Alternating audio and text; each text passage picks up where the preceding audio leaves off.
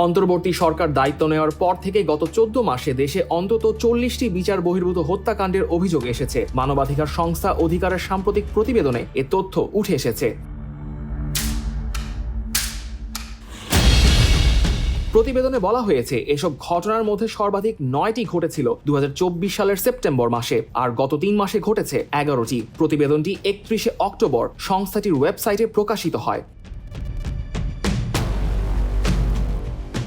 অধিকার এই হিসেব করেছে 2024 সালের 9 আগস্ট থেকে ছাত্র জনতার অভ্যুত্থানে এর 4 দিন আগেই আওয়ামী লীগ সরকারের পতন ঘটে। 2024 সালের 9 আগস্ট থেকে মাসের শেষ দিন পর্যন্ত কোনো বিচার বহির্ভূত হত্যার ঘটনা রেকর্ড হয়নি।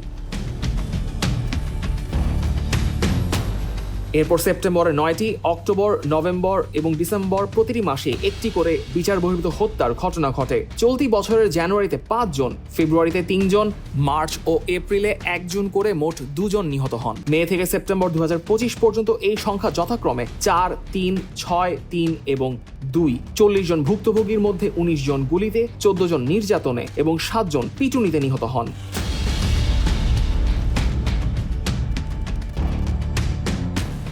চলতি বছরের জুলাই থেকে সেপ্টেম্বরের মধ্যে বিচার বহির্ভূত হত্যায় 11 জন নিহত হয়েছেন বলে প্রতিবেদনে উল্লেখ করা হয়েছে।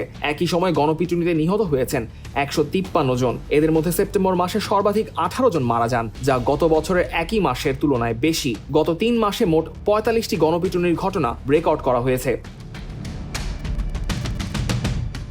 অধিকার আরও জানিয়েছে অন্তর্বর্তী সরকারের এই 14 মাসে রাজনৈতিক সহিংসতার 7,979টি ঘটনা নথিভুক্ত করা হয়েছে। প্রতিবেদন অনুযায়ী এই সময়ে রাজনৈতিক সহিংসতায় নিহত হয়েছেন 281 জন। সাংবাদিকদের উপর 242টি হামলার ঘটনা নথিভুক্ত হয়েছে, যার মধ্যে সবচেয়ে বেশি 34টি ঘটেছে চলতি বছরের সেপ্টেম্বর মাসে।